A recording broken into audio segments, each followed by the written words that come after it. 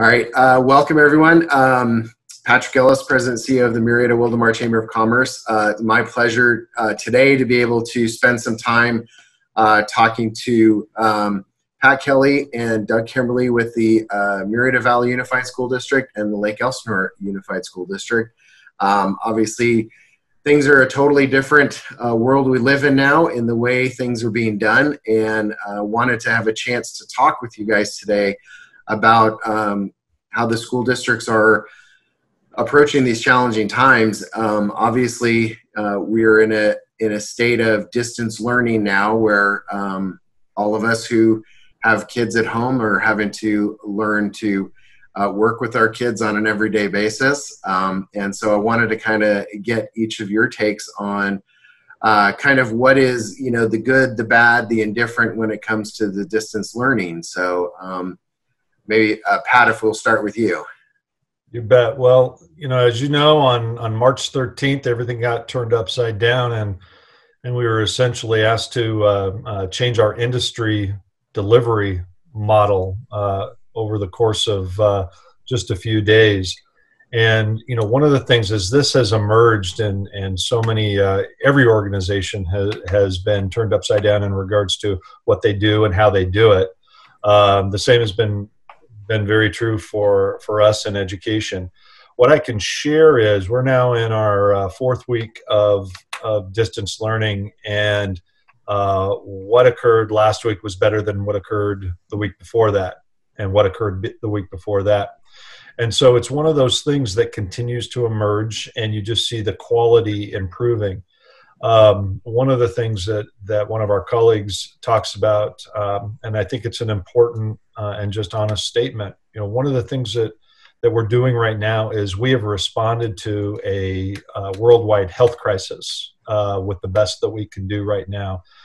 This isn't everything that we would want to deliver, and you're going to see those improvements and those changes and those modifications continue. And as far as distance learning, I think our hats go off to our teachers and our instructional staff, because they have been working a lot more hours, and I think it's much more difficult in what they've been doing to deliver something that's as new and different to them as it is to the kids, and as it is to the parents, who are doing their very best at trying to keep a whole lot of plates in the air from the home front.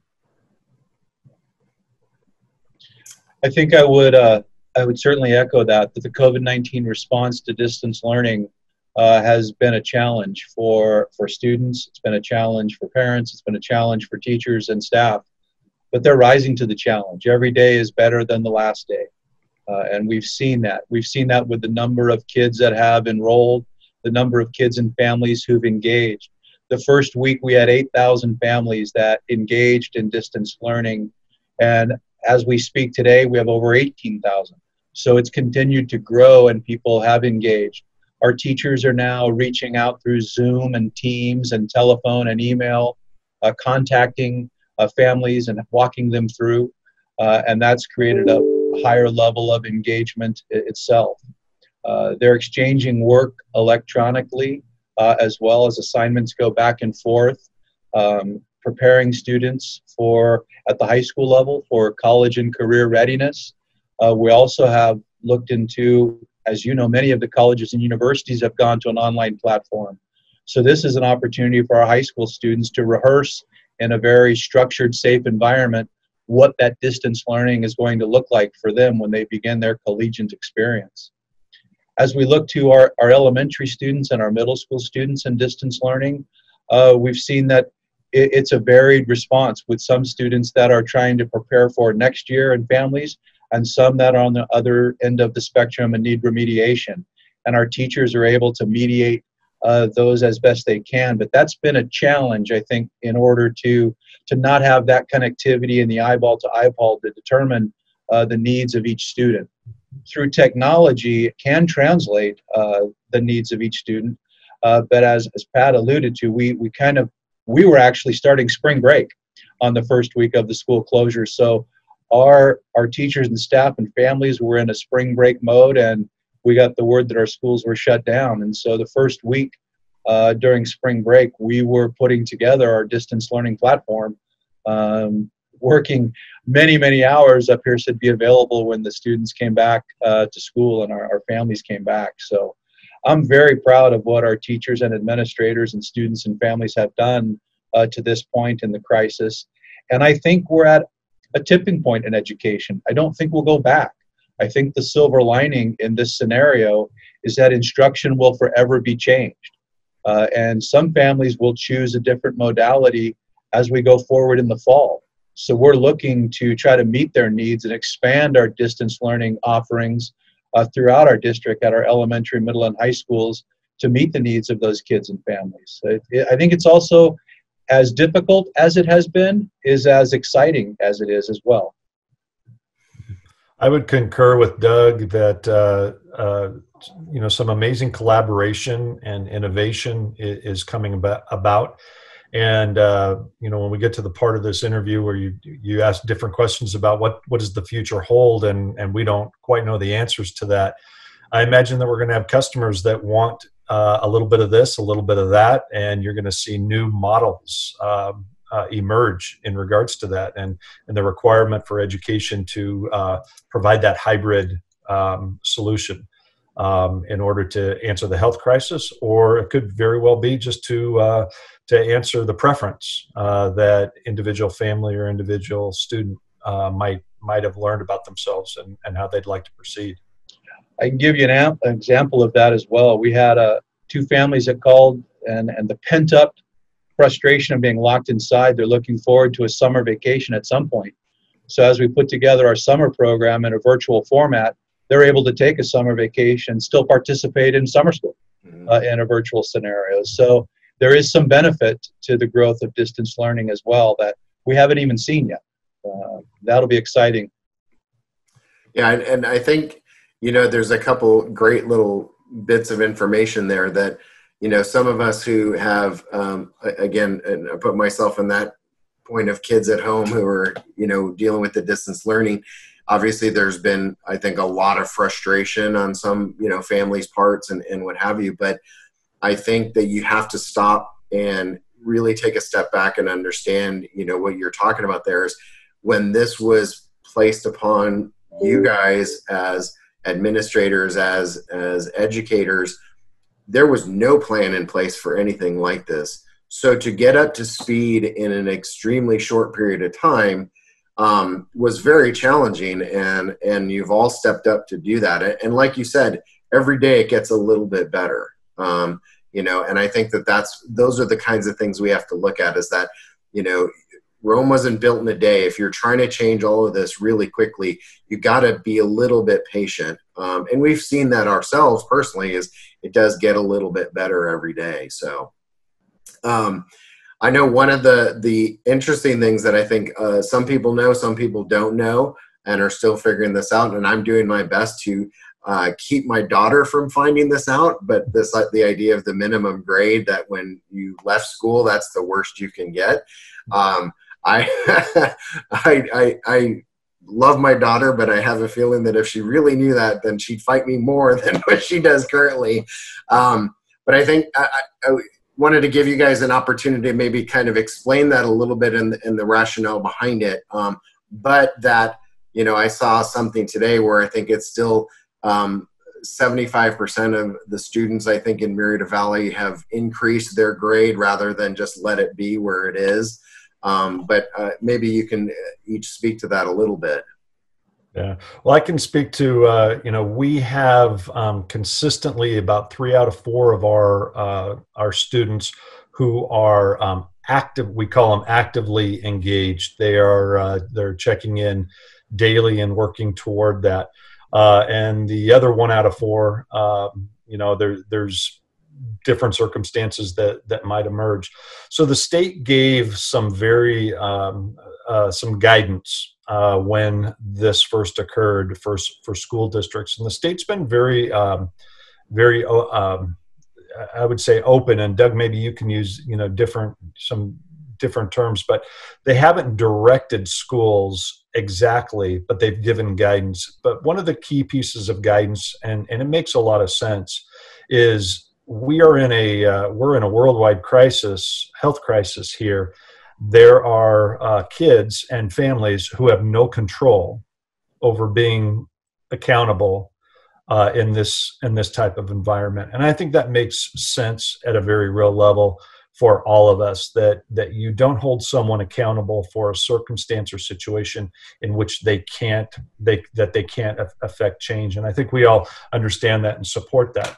Now, your point was one that I grappled with philosophically as well. And I took myself back to my high school years, and if I was happy with a certain grade, might it be time just to check out and take the easy route? And I can't say that there aren't kids who aren't taking that route, but we've got our educators who are working hard to try to encourage that. So we have lots of kids who are diligently working, trying to improve that grade, move things up, and we have teachers who are trying to make it, incentivize it enough for them on a personal level, but also on a connecting wise to be able to stay engaged with that. But yeah, that's their students are being held harmless, and that's overall that is a good thing, because as we talk to some of our families in crisis, there are people who are worried about putting food on the table and about how they're going to pay their mortgage or their rent because they're now unemployed and that unemployment check hasn't arrived, and frankly they're overwhelmed. So we're trying to move in on more a social emotional route to support the families in regards to that. So it's a multi-layered approach, and just trying to do our best to meet every family and every kid at the different place that they are at. And I think Pat's touched on a lot of the philosophical points that we grappled with as well. The Cal States and UCs have adjusted their admissions because of the COVID-19 crisis. They've adjusted their grading policies at the Cal States and UCs to a pass-fail system as well, in an effort to meet the needs of students. And I think where we landed as a district was we're looking at some individual responsibility on that of the students and families, that being college and career ready is more than a grade. It's an opportunity to create an academic work ethic. It's an opportunity to explore. And as I've said, we have now over 18,000 students that have engaged and are working on a grade improvement process. Some of our high school seniors that had an A have shifted to focus on those classes, by and large, that they didn't have an A in. So they've been able to focus their efforts more where a time management strategy previously wouldn't have worked for them, but now they have an opportunity to do so. We've really seen at the elementary level students preparing for next year as much as possible. On our distance learning platform, students and families have the opportunity, if I have a third grader, even to go into the fourth grade standards and work and connect with fourth grade staff. And so they've been able to work a little bit ahead if their abilities allow them to do so. And then on the other end, those students who needed a little more guidance had the opportunity to go back and remediate where they were falling. I think I would suggest to parents, as they look at our distance learning portal and website, the parents that are seeing the most level of success with their kids are those that have a daily routine, that have a constant structured program throughout the day. And that's really what school allows students to have, is a forced time management strategy to be productive in a school day. And in a home environment, that's not generally how we run our homes. And so that's been a real shift. But those daily opportunities to plan and use those outlines and guides, there are rest breaks, there are snack breaks, there are opportunities, and a variety of things that are structured that will help parents and kids as we move forward towards the end of the school year. Yeah, I could not agree more with that last part. I totally agree. Had we not done that, I know we'd be in a lot worse shape off than we are now.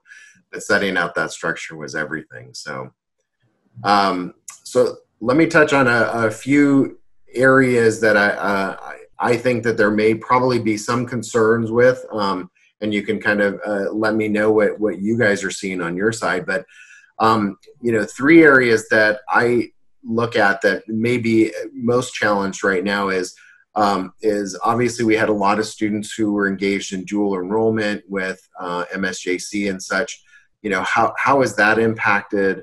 Obviously, we have, you know, I'm a parent of a child with special needs. That's a huge another aspect that I think a lot of people don't quite get an idea of what type of impacts are going on there. And then some of the different, you know, which go into the more the career stuff, but the CTE programs and some of that stuff.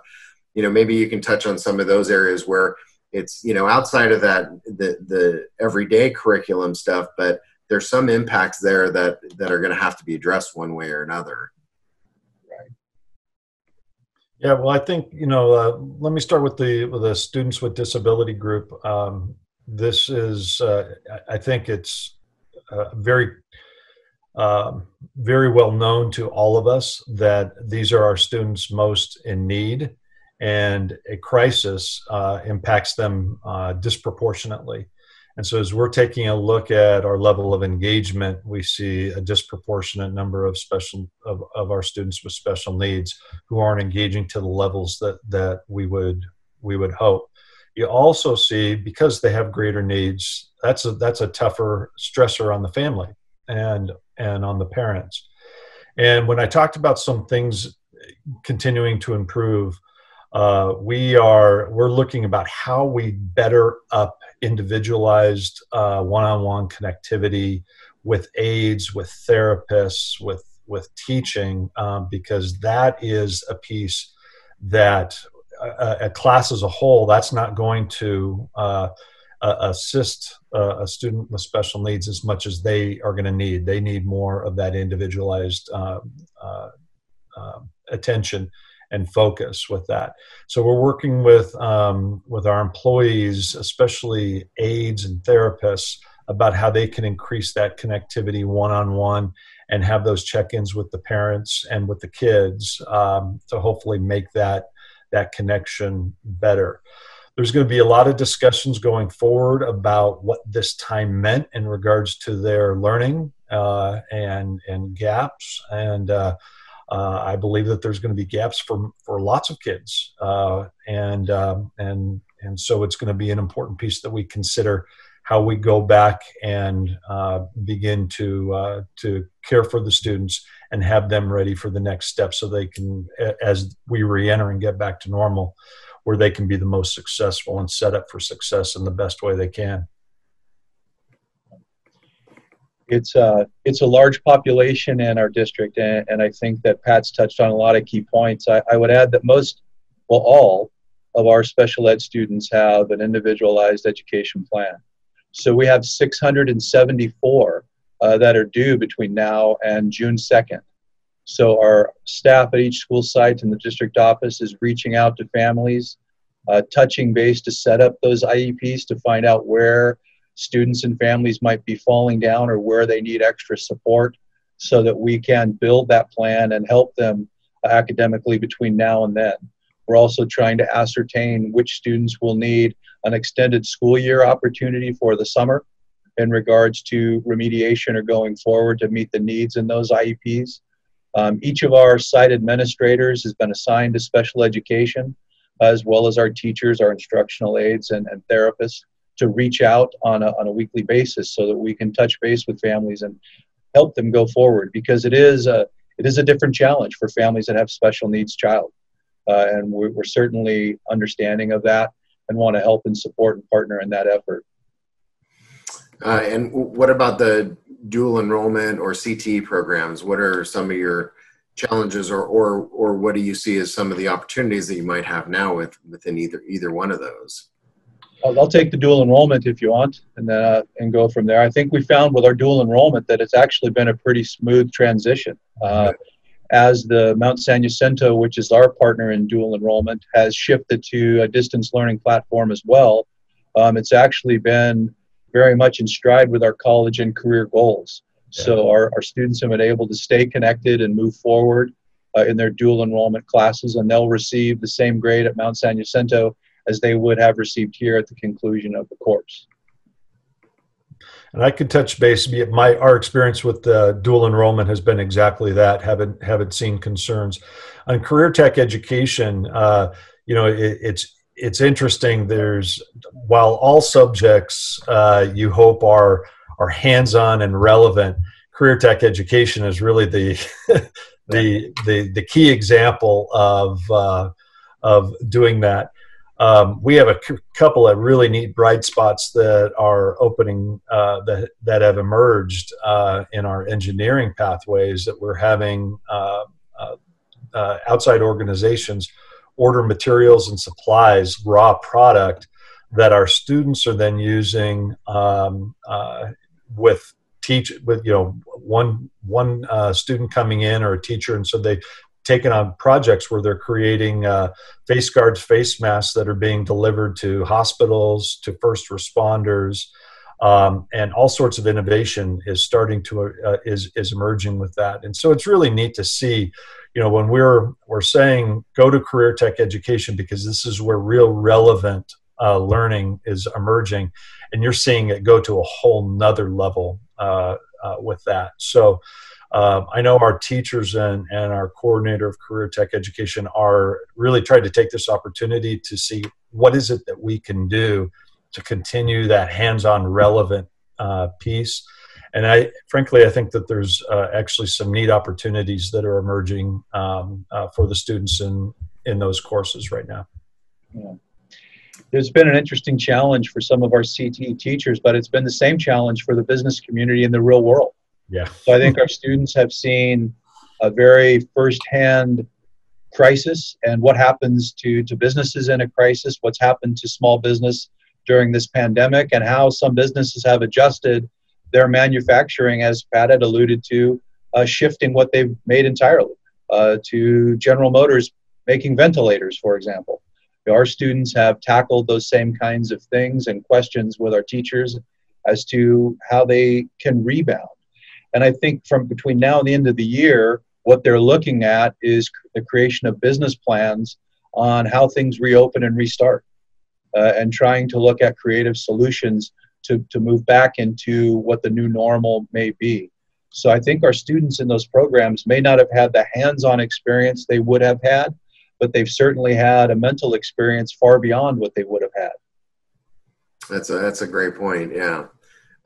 So what do you guys see is next? Kind of obviously, we don't know what to expect yet, for the fall. I know we've got some upcoming dates that we're kind of waiting on some word, but where are you at the planning point, of what you can control, and I guess just awaiting, what you still kind of need information wise to plan out the rest.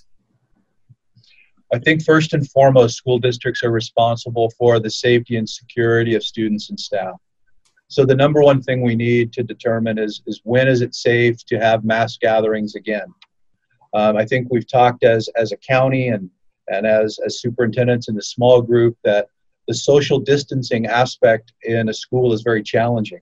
So should it come to the fall where there are social distancing constraints on schools, then we're going to have a real challenge on our hands, that we're looking for an opportunity to have school in what people would determine as normal. I do think if the social distancing component is still a part of it, we'd be looking at an expanded distance learning platform for kids and families in that regard. But we need some more information from, in this case, Riverside County Public Health and the state in regards to what we can do. And I think we're all hoping for a vaccine, which would make things open up really quickly. I would absolutely echo Doug's words. We're as we wait for the key guidance pieces that will come largely from our state and from our county public health. We listen to those things very carefully, and so while we're in a wait and see approach, and so we have you do a little planning for Plan A, Plan B, Plan C. And as time goes on, we start to gear maybe a little closer toward how one thing might look.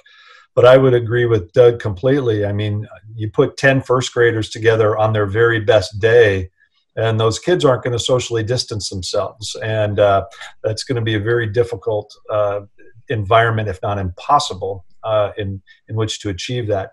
And so there's going to be reality pieces that I think our society and our government leaders and our health leaders are going to have to take a look at.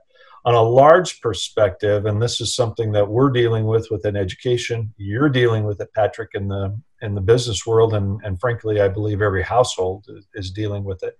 What is the economic fallout of this health crisis going to mean? And so for us within education, we don't know that yet. We should be getting more answers in the next several weeks, and then even more specific answers in the next coming months. But I think we're all planning for a significant economic downturn, and that's going to impact our revenue that comes in. And so we're going to have to adjust the same way that businesses and households are going to have to adjust. So it takes us back a little bit to the Great Recession in 2008. And we had significant challenges during that time, and we rose to it. And I think you'll see with flexibility and innovation, you see good things come out of it. And I think ultimately we came out of that time stronger as an educational system.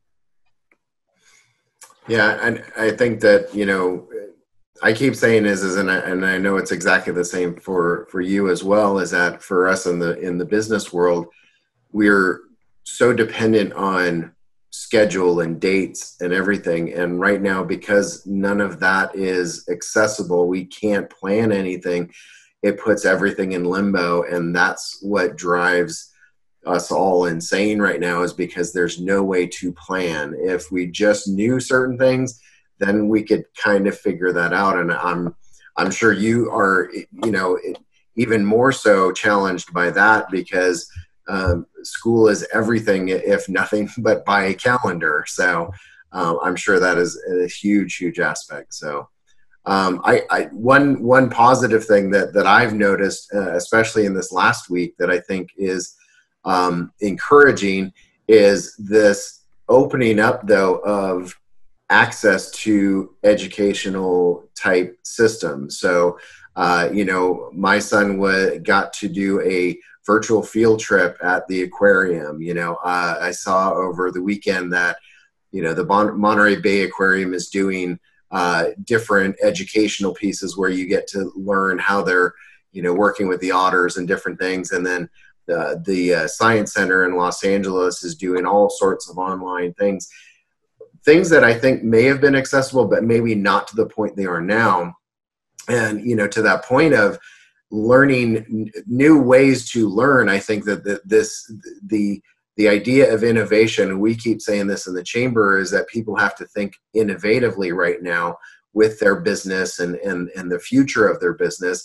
And I think that that's the same in education, is like everything has to, what are we going to do next? And so, and I agree, I think that we're all ready for that challenge. So, but I really do want to thank you both for your time. I really appreciate it. I think people are starving for as much information locally as possible. So I really appreciate your time to share some of what's going on the school district, so we can get that out. And maybe, in another few weeks or so, we'll get back together again and see if we can't, have some more ideas on these dates and stuff. So, but Pat, Doug, I really appreciate your time. Thank you so much. Thanks for having us. I'd welcome the opportunity to come back. Yeah, because the circumstances will change in 2 weeks. That's for sure. Yeah. Our favorite word right now is fluid, right? There you go. Yeah. So, all right. Thank you again, guys. Thank you very much. I'll talk to you soon. Bye-bye.